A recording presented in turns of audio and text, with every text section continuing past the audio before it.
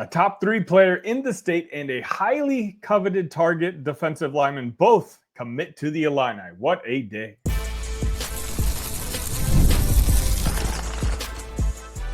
You are Locked On Illini, your daily podcast on the Illinois Fighting Illini. Part of the Locked On Podcast Network, your team every day. Welcome one, welcome all to another edition of Locked On Illini. Today, we break some news. We have 2 new recruitments to the Illini football team. And so I decided to release an episode a little bit early. Of course, we're all a little excited, as we should be, because even though things have been going really, really well for the Illini football team and the program as of late, today, at least on Wednesday, the news that we got where athlete Nasir Rankin and defensive lineman King Liggins both decided to commit to the Illini, it doesn't get much bigger than that. Now, admittedly, I did record a little early a rapid reaction with Brian Smith where we talked about the Nasir commitment. So I'm going to play that for you. And then right after that, we'll talk a little bit about King Liggins. Let's learn a little bit about Nasir. And for that, I'm going to once again bring on Brian Smith from the Locked On Network. Brian, thank you again for joining us. Absolutely, buddy. I appreciate it. So, Brian, again, I'm very hyped, and Illini Nation is pretty hyped because, this is a name that's been on the radar for a while. Now, Illinois has a relationship with some of the Morgan Park coaches. Chris James went to University of Illinois. Tyshawn Griffin was a recruit in the 2024 class, I believe. But, this was one where, Nasir's been wined and dined by some of the best in the country. I know he was just at Duke and UNC a couple weekends ago, but, I always felt good about Illinois. It's a relationship that I'm a little bit more familiar with than other recruitments, but, it's nice to finally get some sort of confirmation. And once Nasir announced, that he was coming to Illinois, I was excited to talk about it. And that's why I bring you on. Let the Illini Nation know a little bit about Nasir's game. Well, first off, this is the kid that when I think of Chicago athletics growing up, they always had point guards and stuff that would just made everybody look dumb. On a football field, that's what Rankin is like.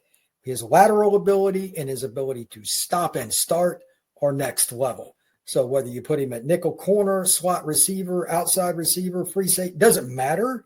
His ability to mirror another player or making another guy go away starts with his feet. He has tremendous athleticism. Secondarily, he does have open field speed. Can't teach it. Natural track kind of kid. He's kind of like a slinky. He can change direction so well and still keep his speed. And as you noted, the Illini just don't get this kind of kid, regardless of the state, especially Chicago. They have failed in Chicago for the vast majority of my life, to be really honest. Outside of basketball, that's a whole nother animal. But they haven't done very well with the football side. And getting a kid from Morgan Park is also helpful. That's a program that's always got players. Getting somebody from there is going to help you keep other kids in state. They're going to know who Rankin is. So are the other coaches. This is a big pickup for Bielema and the Illini. So Nasir's recruitment's interesting in the sense that he's being recruited as an athlete. And, there's been talk, that he could play wide receiver, and there's been talk that he could play as defensive back. Can you maybe just kind of briefly give me like an idea of what kind of traits he has that might be good as a wide receiver? And then also maybe what kind of traits he has that might translate well to defensive back? Just watching highlight films, it's not quite the same, but if I had to pick one or the other, and I'm Illinois, I would pick receiver because name the last time they got a receiver that had this kind of twitchiness. Sure. It's just scarcity. Mm-hmm. If you look at the teams that go far in the playoff, they've got really good lines, and they have a special guy on offense that you have to account for. Mm-hmm. That's generally how it works. It could be a running back. It could be a tight end, like the kid that was at Georgia a couple of years ago that's now with the Raiders. There's always somebody you got to account for. Rankin is one of those players, and he's so good. Once he catches the football and he catches the ball away from his body, he's got good hands. It would be a natural fit to me. Now, I know Bielema, although they think of him as an O-line guy because when he was at Wisconsin and Arkansas and all that, and they kind of do that a little bit at Illinois, he understands defensive football. He was a defensive end when he played at the University of Iowa, et cetera. Maybe he plays him defensively, and he's got the flexibility and the true ability to be physical, despite he's not the biggest guy. He's 6'1", 170, 180 pounds, but he's physical enough to be a guy that could be a lockdown corner. It's just easier to avoid that guy than it is the receiver. That's how I would play it, but athletically, it doesn't matter. He can do either. It would come down to what Illinois wants to do and what Rankin wants to do. The good news is you got options. Again, you've watched some of his tape. I've watched some of his tape. How far away do you think he is from making an impact at the college level? If he plays offense, it's day one. Defense is a little different. Defense is more about technique if you're going to play corner, because if you make a mistake at corner, what happens? Yeah.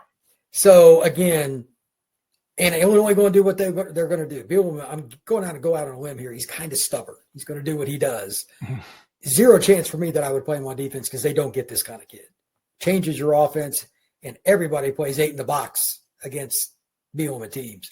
You start getting guys like Rankin on offense, even if you just got an above average quarterback, you don't have to get the guy that's now with the Bears to play quarterback for you to be a good offense.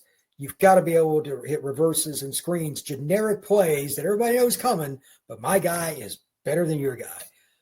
I just think that he would be an impact guy just to have in the lineup because, again, after the first time he returns a punt for a touchdown or takes a slip screen 60 yards for a score, other teams' defensive coordinators would be like, man, this sucks, but now we have to make some decisions. And Illinois is going to be in a physical mentality no matter who they're playing. That's just what Bret's teams do. Yeah. And that helps. He's not going to get as much double team necessarily kind of coverage, especially early in his career. But even if that safety takes one step further away from the hash, that helps your running back because that backside safety may not catch him if he's going down the side. All those little details. That's why coaches talk, again, effort, technique, knowing your personnel. This kid may not even be in the play. He could be the backside receiver, but if they're shaded over, you run toss to the other side, and you have fewer defenders going against your player. I'd play him on offense because I think that's the easiest path for him to get on the field. Just give him packages. I know coaches, again, they want everybody to know everything. He's not going to know everything as a freshman, but got to get that kind of kid on the field, even if it's just part-time. Run some, up-tempo stuff with him. I think he could be a dynamic player in year one.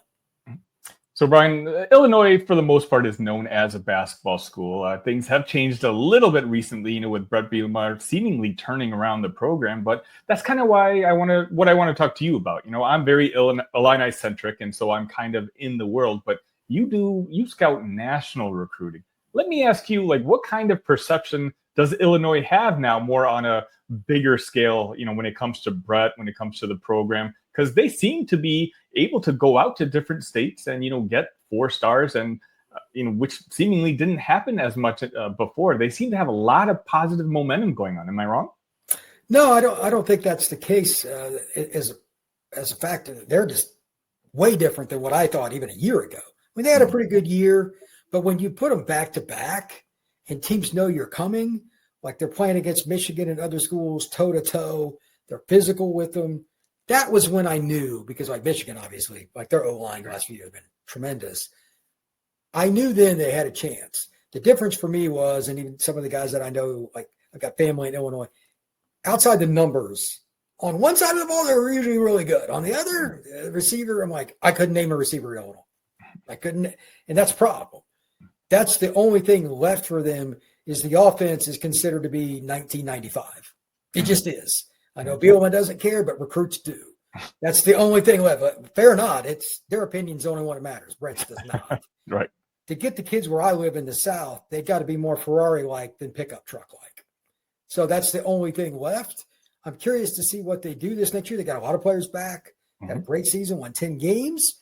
Perception is picking up, but to get over that hump, they got to beat somebody in a fun way. That's the only – I don't know if Bret will ever – I think Bret would rather shoot himself than do that, but I need to see the ball in the air more to get the full-on effect. Like Ohio State doesn't just win, they win flashy. That matters. And that's the last thing for Illinois, that, by the way. Nasir will help that. That's a kid that can just run so well. Even if it's just one player making some plays like that, it will change the perception of your football program. Brian, thank you so much again for joining us. Can you let the crowd know where they can find your work? Absolutely. The Portal Podcast. It's the new all-inclusive recruiting, NIL, and transfer portal show on the Locked On Network. Get it wherever you get your pods, on Locked On with YouTube, on Apple, on Spotify, Amazon Music, wherever you get them. Talking recruiting every day, Illinois included. Brian, thank you so much. Thank you.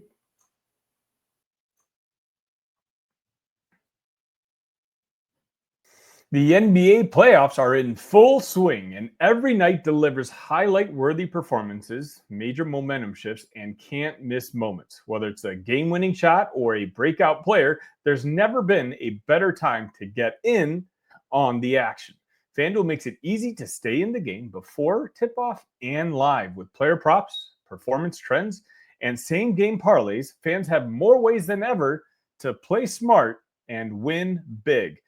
The Illini over-under for this upcoming season is 7.5 on FanDuel. I got to thinking, with all these recent commitments and with the recruiting class that Illinois and Bret Bielema are putting together, is 7.5 going to be the floor moving forward? If you're new to FanDuel, it's a perfect time to sign up. Head over to FanDuel.com and place your first $5 bet. If it wins, you'll get $200 in bonus bets. Make every moment more with FanDuel, official sports betting partner of the NBA.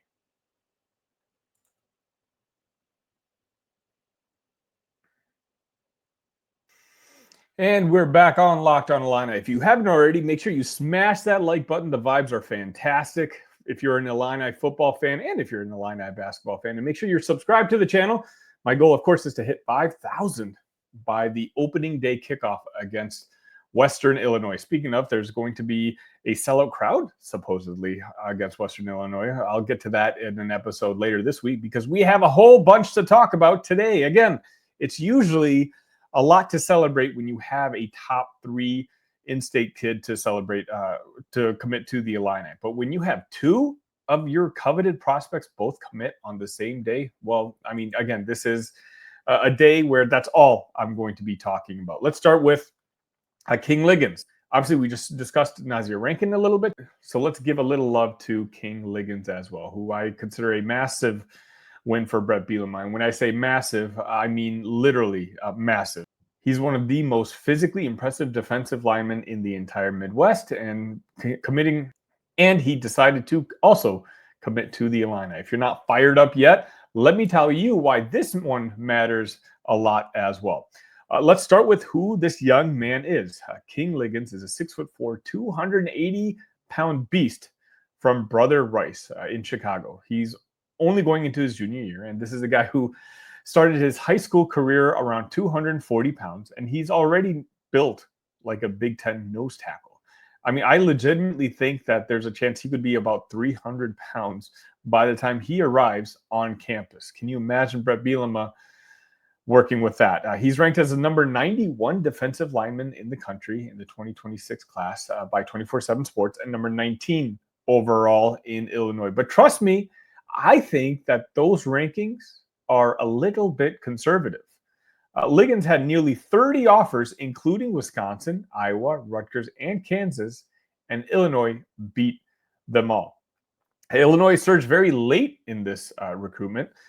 For a very long time, I thought Liggins was going to be Iowa Hawkeyes bound. And then as he obviously visited Champaign a couple weeks back, and the fact that he left without a commitment made me a little less enthusiastic about whether King would become an Illini after all. And buzz had started growing that he really enjoyed his visit to Madison and that maybe the Wisconsin Badgers were going to be his eventual target. But honestly, I'm recording this on Wednesday. Over the last 48 hours or so, as I started checking in with people, and as King had announced that on Wednesday, he was going to announce his college football destination, the word got in that it was going to be the Illini. Liggins took 3 visits to Champaign this spring, 2 for spring practices, 1 for an official visit that apparently just sealed the deal. He and his family got a deep look at the Illini culture, and gratefully, it hit home. Illini defensive line coach Terrance Jamison, a.k.a. JMO, deserves serious flowers here. He showed Liggins film cut-ups comparing him to none other than Drazon Newton.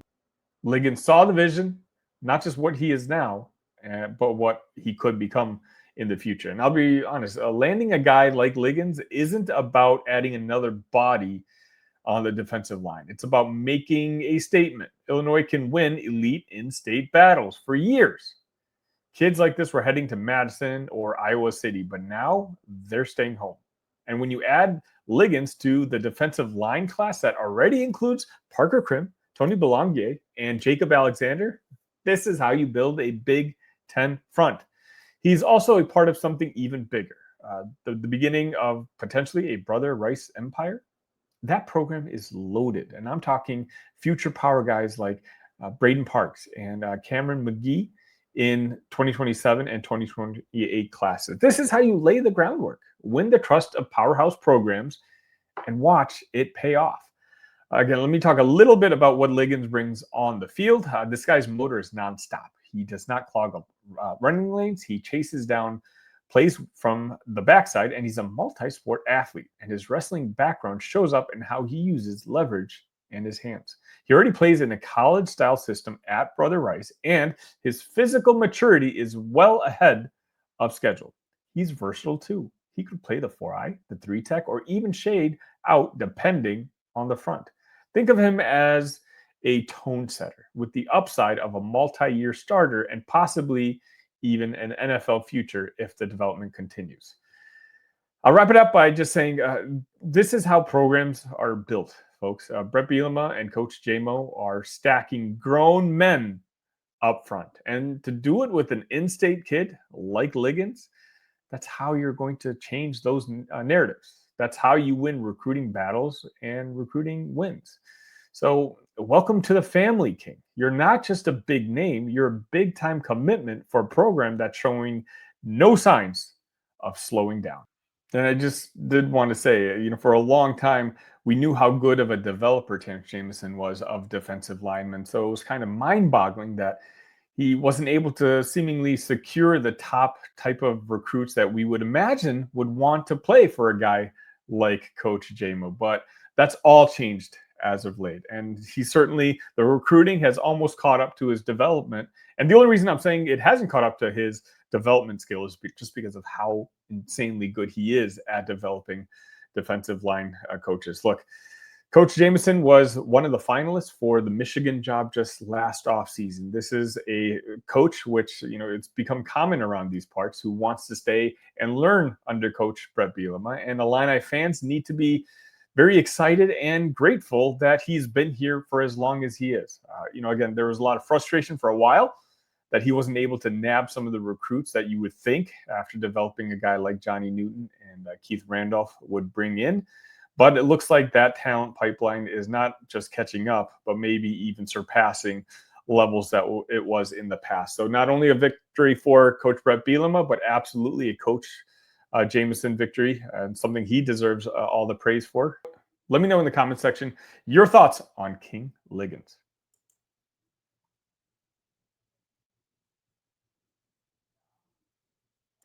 And welcome back to Locked On Illini. Look, if you were part of this Talk Illini Discord, the link is in the description. You would have known about this Nasir recruitment a little bit earlier. Admittedly, this is a recruitment I've been pretty close to for the better part of a year now, knowing some sources very close to the decision-making process. And so I was always pretty confident that he was going to end up with the orange and blue. King Liggins, as I mentioned, that's not something I had a source in on personally, but I'm really glad that things worked out the way they did. But again, if you haven't already, make sure you do join that Discord so you can always join the online discourse that we're having. We've got over 300 members spread all across the country, talking Illini football, talking Illini basketball, talking recruitments, all of that each and every day. To finish off this episode, again, I would just want to have some closing thoughts. And these thoughts are kind of similar to what I had said earlier. It's not very often that Illinois is able to nab two prospects like Nasir Rankin and King Liggins. Normally, you celebrate when you land one of them. And the fact that they got both on the same day, both Illinois kids, is just showing you the changing momentum that's happening within this college football program.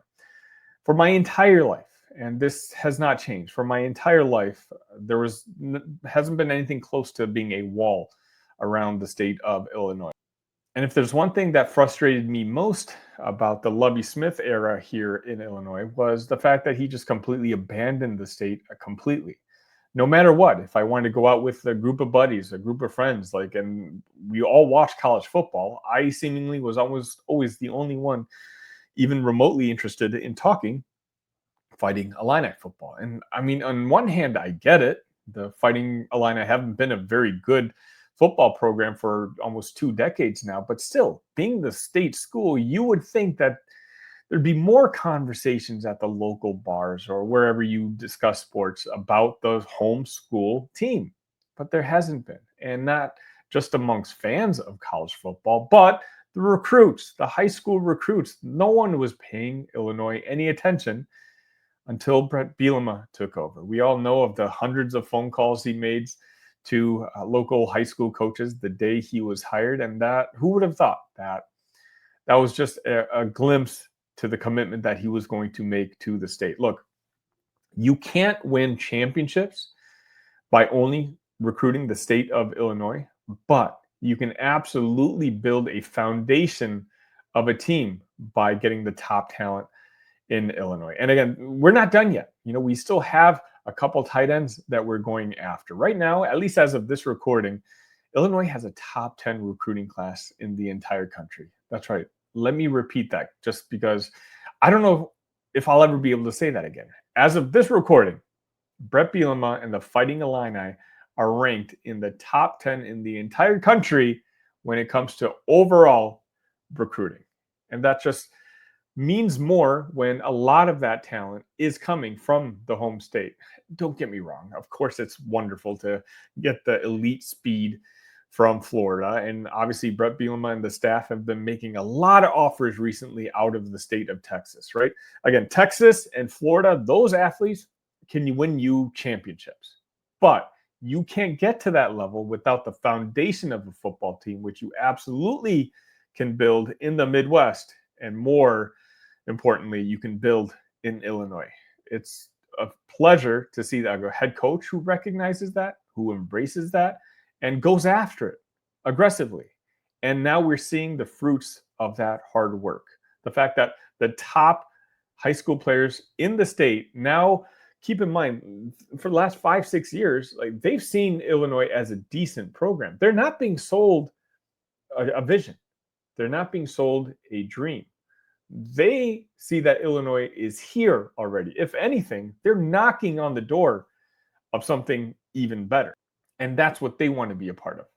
They're not trying to turn around the struggling homeschool program. No, the homeschool is already good. The top players in the state realize that they can help turn the homeschool from good to great. And that's going to wrap it up for this edition of Locked On Illini. I thank you all so much for making us your first listen today. For your second listen, check out the Portal Show. Brian Smith, who you saw in that first segment, has all the latest rumors, portal entries, and signings. Be the most informed fan on the rapid changes to the college football landscape. Find the Portal on YouTube or wherever you listen to podcasts. Thank you all so much again. Again, we have so much content. The Illini baseball team played against UCLA. We're going to be talking about the sellout for all season tickets for the Illini later on this week. Again, so much content, just so little time, but you won't miss anything as long as you're subscribed to the channel. Until next time, ILL. Love you guys.